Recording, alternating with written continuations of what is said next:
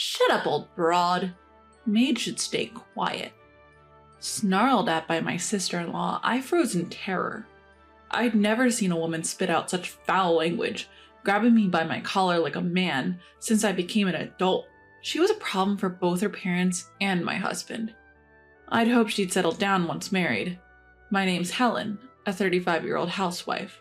Ever since we got married 5 years ago, we've been living with my in-laws. They're good people, and considering I was also working at the time, they'd help me with the housework. My husband Chris, same age as me, and my father-in-law also helped out. We were all there for each other. We'd chosen to live together because it's how our parents had lived, and they suggested we could do the same.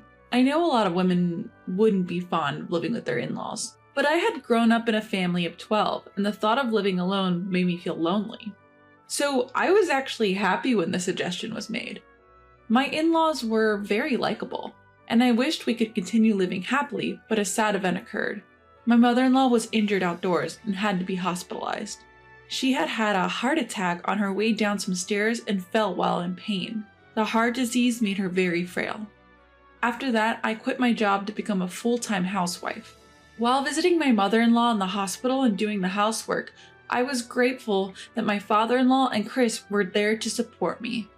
In the midst of all this, my sister-in-law, Sarah, came back. Sarah had always been the black sheep of the family. She's 33 now, working part-time in a clothing store and supposedly doing some night work as well. Before we got married, my father-in-law had said to her, "If life is too tough, you can live with us." But she had flatly refused. "I can't do whatever I want if I live at home." So, she'd said, and troubled my in-laws. Because she'd always been irresponsible. In school, she'd fought with her teachers and caused trouble for my mother-in-law. She had conflicts with classmates and even had an affair with a married man during her college years, caused a big problem involving his wife. According to my mother-in-law, Sarah had been a very honest and kind person. However, because her hair was naturally blonde, and also she has an attractive appearance, she'd faced hardship in school due to stereotypical prejudice against blonde women. That's how it started, and she had become jaded. Especially in middle school, the situation was severe.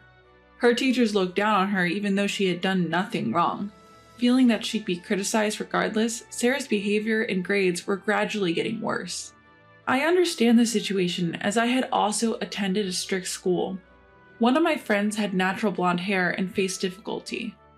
My friend was very sensitive and would look down when scolded by teachers, so I often stood up for her. I always protested against teachers who judge people by their appearance. After that, stubborn teachers in my school gradually began to change their attitudes. She must have grown up with her heart wounded, so I hoped she could relax while living in our in-laws' house. I knew she was worried about her hospitalized mother, so I decided to take her to the hospital with me. I was mistaken to have thought so. As Sarah walked into our family home, she looked at me and without even saying hello said, "Oh, are you the housekeeper? I'd love some tea." Immediately, my father-in-law raised his voice in anger. "Sarah, apologize to Helen. She's Chris's wife. She's not the housekeeper." "Eh? She seems so plain. And she's not even pretty. I thought she was a housekeeper on the job. Chris, you have terrible taste in women." Anger began to stir within me, but I decided to respond maturely, and I flashed Sarah a smile. "Hello, Sarah. I'm Helen, Chris's wife. Remember, we met at our wedding?" "Ah, now that you mention it, wedding dresses are amazing, aren't they? They can make even someone like you look somewhat pretty."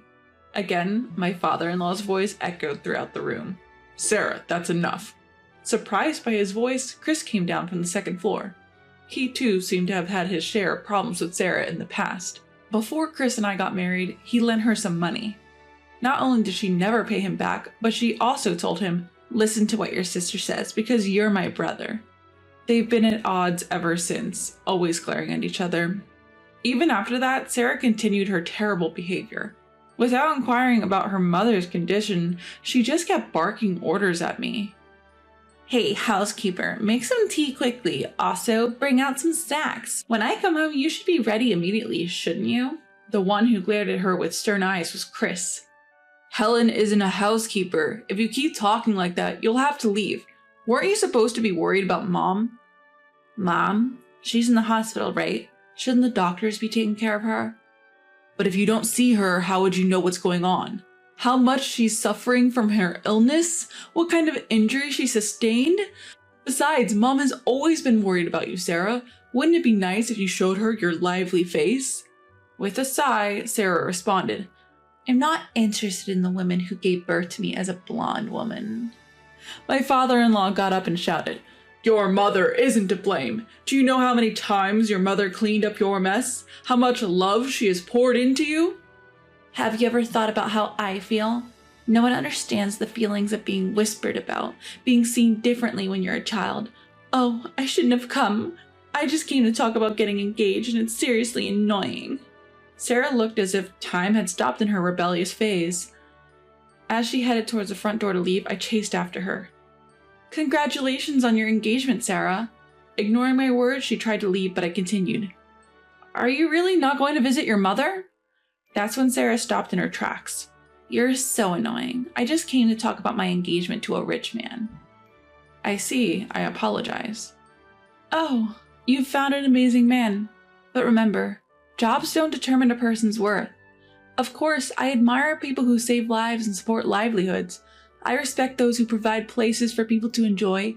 Even housewives, who might not make money but work tirelessly for their families, are valuable. Every job in this world serves a purpose for people. So don't judge people by their jobs. Your father and Chris are your family. Don't look down on them. As soon as I said this, Sarah's face changed. With a look of deep hatred, she glared at me. The next thing I knew, she grabbed my collar. I was engulfed in a chill, like a jolt of electricity. Shut up, you old hag. Housekeepers should keep their mouths shut. Fear overwhelmed me. My heart felt as if it had shrunk, causing a painful sensation in my chest. I tried to yell, but no voice came out. I was so scared that I shut my eyes. Then I felt Sarah's hand slip away from my chest and a sigh of relief escaped me. I'm bringing my fiancé over next week. Act like a proper housekeeper and stay in the corner. Sarah spouted off before slamming the door shut with a loud bang. I hoped her aggressive demeanor would mellow out once she got married. That's what I thought to myself. 3 days later, something happened. As I was walking around the neighborhood to go shopping, I saw a little girl in the park. She looked about the age to start elementary school, her face covered by her hands, crying loudly. What's wrong, sweetheart? I lost my mom, she replied. I too was quite mischievous when I was younger, often running around and getting separated from my parents. My siblings would always find me during those times. Where did you get lost? I don't know. After asking her name, I held her hand and began loudly calling for her mother as we walked around. Luckily, we found her mother quickly. The woman thanked me with tears in her eyes. On closer inspection, I recognized her as an old classmate. Emma, is that you? Wait, are you Helen Wilson? Wilson is my maiden name. Hearing it after such a long time brought back memories. I can't believe the mother of the lost child is you, Emma. I'm truly sorry for the trouble. My daughter was chasing a bird, and I lost sight of her. Thank you so much. After sharing a laugh, we decided that running into each other was fate and exchanged contact information, promising to grab a coffee sometime. We had been in the same class, but not in the same group, so we didn't interact much. But now that we're adults, I feel like we might have gotten along well, even back then. The next day, I went to a cafe with Emma. She too is a housewife, and her daughter is currently in kindergarten. As we chatted about our childhood and recent events, time just flew by. As the conversation turned to the topic of marriage, Emma looked somewhat distressed. My older brother is finally getting married, but I'm a bit worried. The girl he's marrying was known as a delinquent around our neighborhood. Maybe she's become a better person if your brother wants to marry her? I hope so. By the way, did you know that my brother had a crush on you, Helen? I was shocked. What? Well, we weren't in the same grade, right? You were pretty popular, Helen. Everyone had a crush on you. Did you know that even the guy I had a crush on was into you? She told me his name. His face came to mind, but I had no idea he had a crush on me. I was actually a bit jealous of you. But that's all in the past. I feel relieved now that I've told you, she laughed. Oh wow, this is a bit complicated. Who would have thought that the popular Helen would end up marrying the mature Chris? When Emma said that, she squinted her eyes as if reminiscing about the past. Chris and I were in the same class back in grade school. Like Emma, we had no interaction at the time. He was less than an acquaintance to me. However, at a reunion 10 years ago, Chris confessed to me, "I've actually liked you since we were kids." When I heard that, I knew I wanted no one else but Chris. Even now, I'm glad we got married. Then it was time for Emma to pick up her daughter, and our tea time came to an end. After that, I visited my mother-in-law in the hospital and talked about Sarah. As expected, my mother-in-law was worried about Sarah and said, "I need to be discharged right away," and tried to move around unnecessarily. That day, since Chris is on a business trip, my father-in-law and I will handle everything. In place of my mother-in-law, we'll make sure to scrutinize her partner thoroughly. When I said that, my mother-in-law chuckled. Seeing her like that, I began to prepare for the marriage introduction with determination. Then on Saturday, Sarah brought her fiancé. Remembering the incident from last week when Sarah grabbed me by the collar and yelled at me, I shivered with fear. I had to pull myself together and manage to smile. Her fiancé was a hefty man and looked quite strong. For some reason, when he saw my face, he seemed surprised. My father-in-law and I invited them inside and asked them to take a seat. When I went to prepare some tea, I heard my father-in-law and Sarah's fiancés exchanging greetings from the living room. However, I missed hearing his name as I was busy boiling water. When I returned, I had to properly greet him. I thought about this as I made the tea and placed it on the table when I got back to the living room. That's when Sarah gave me a smug smile and said, "Mike, this woman is our housemaid. She works for us for free. Isn't that hilarious?" During our marriage introduction, saying such a thing, Sarah must be out of her mind. Even if she looks down on me, she should not express it in words. My father-in-law immediately scolded Sarah. "Sarah, that's enough. Mike, I apologize." "No, rather, Sarah, why do you call her a housemaid?" Mike, despite his appearance, spoke gently. However, he was furrowing his brows, staring at Sarah. "Well, that's what she is, right? Who would tie their hair back in a single knot nowadays? Wearing cheap clothes with jeans and an uncool apron? At least she seems to be wearing makeup, but I bet she uses cheap, non-branded makeup. She looked the same when she came last time. I can only think she's given up on looking like a woman." It looked like my father-in-law was barely holding himself back from yelling. As for Mike, he was taken aback, his face turned pale. "Don't you know? We went to the same grade school, right? When Sarah was in 7th grade, she should have been in the 9th grade. I thought everyone in the neighborhood knew that." And then my father-in-law answered, "My daughter seems to have little interest in anything other than herself. I'm sorry." Both Sarah and I were confused, not understanding what they were talking about. By chance, do you know who I am?" When I asked Mike, he smiled. "I apologize for the belated greeting. You used to be Helen Wilson before you got married, right? You might not know me, but my name is Mike. I heard my sister recently met you." "Oh, Emma, your sister was saying her brother is getting married. I never imagined it was with Sarah," I exclaimed in surprise, my voice ringing out a bit too loudly. "By the way, what does it mean that people in the neighborhood know about me? Is it because I come from a big family?" When I timidly asked that, Mike laughed and replied, "There are various reasons. Don't you know, Mrs. Wilson? You were pretty famous around here. Not just for being cute, but you also stood up to the hard-headed teachers and changed their attitude. You were student council president in middle and in high school, and the number of guys you've rejected is said to be over 300, among other tales, right?" Having heard that from Mike, I felt my body heat up in embarrassment. Surely my face must be turning bright red. "Oh, come on, what are you talking about? I knew people noticed me because I was one of 10 siblings, but I didn't do anything that great when I was a student. And I've only rejected about 5 guys who confessed their love to me. I heard from my sister that you stood up to the teachers to protect a kid with naturally blonde hair. The prejudice against them did not change immediately, but the teachers' attitudes gradually changed." Then Sarah loudly retorted, "Weren't Helen and I in different schools? I mean, I was constantly looked at with jaundiced eyes at school." My father-in-law sighed and started speaking. "Sarah, Helen was in the same school as you. Despite the softened attitude towards girls with blonde hair, you went ahead and dyed your hair even more fancy colors. Of course the teachers would get mad at that." "So if I hadn't dyed my hair, blonde hair would have been okay?" Sarah seemed shocked, but after looking down for a bit, she lifted her face, grinning in a rather creepy way. "But Helen, even though you were so active during your school days, now you're just a plain housewife. You can't even dress up fashionably. Poor thing. Taking care of your mother-in-law and doing housework must be tough. No matter what glories you had in the past, there's nothing to brag about now. That's what happens when you choose an office worker like my brother for a husband. You're really pathetic. Now, aren't I the real winner?" Sarah seemed to get more excited as she spoke, ending with a laugh.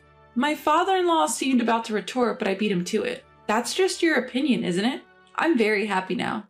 I live with a kind father-in-law and mother-in-law, and a loving husband.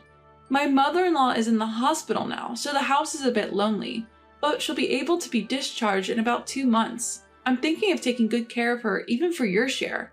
I want her to live a long life. At my words, Sarah looked down. Besides, I'm not interested in fashion. Dressing up might make my husband happy, but it's not useful for anything else. As long as we have enough money to live, that's good enough. We were poor when I was at my parents' home. I think about the time when 12 of us lived in a small house. Compared to then, now is like heaven. Then Mike straightened up and talked to my father-in-law. Sir, I'm sorry. I originally came to ask for your daughter's hand in marriage. However, after hearing Sarah's words, I've decided I don't want to marry her. Please forgive my rudeness. My father-in-law responded, From this exchange, it's clear that not many would want to marry Sarah. I won't say anything even if you call off the engagement. I'm really sorry. Mike apologized again, then stood up. Sarah, who had been rigid until now, lunged and grabbed onto Mike's leg. Hold on a minute, you're the one who proposed, aren't you? How can you talk about calling off the marriage so easily? I don't want to live with someone who treats my brother's wife like a maid and mocks her. In my home, there's my brother, his wife, and my sister. I can't stand it if my family gets hurt by you. I'll be nice to your family, that's a given. Then Mike sighed. So you switch your attitudes according to people. You look down on those you perceive as below you, and flatter those you see as above you, don't you? I regret not realizing you were such a person sooner, but now that I know, I can't love you anymore. Please let go of my hand if you understand. As Mike said that, Sarah released her grip, fell to her knees, and began to sob uncontrollably. My father-in-law and I left Sarah as she was and saw Mike out. After that, Sarah moved out of the house again. So far, whenever she had financial trouble, she would lean on my father-in-law and he would help her out. But now, given her disrespect towards my mother-in-law and treating me as a maid, he decided he wouldn't lend her money anymore, even if she begged. Apparently, Sarah is now working in a clothing store because she's too old to earn money from night jobs. However, she seems to be struggling as she can't afford to buy designer items with just her salary. No one would want to help someone who is only out for money. After being abandoned by Mike and receiving a cold shoulder from my father-in-law, Sarah went to my mother-in-law. It's appalling how she cried and begged the sick woman for money. My mother-in-law, far from worrying about her illness, was saddened when she saw Sarah crying and playing the victim. Then my mother-in-law decided to cut ties with Sarah, and since then, Sarah has not been seen. After that, my mother-in-law finally got discharged from the hospital. She needs a walking stick, and I support her body.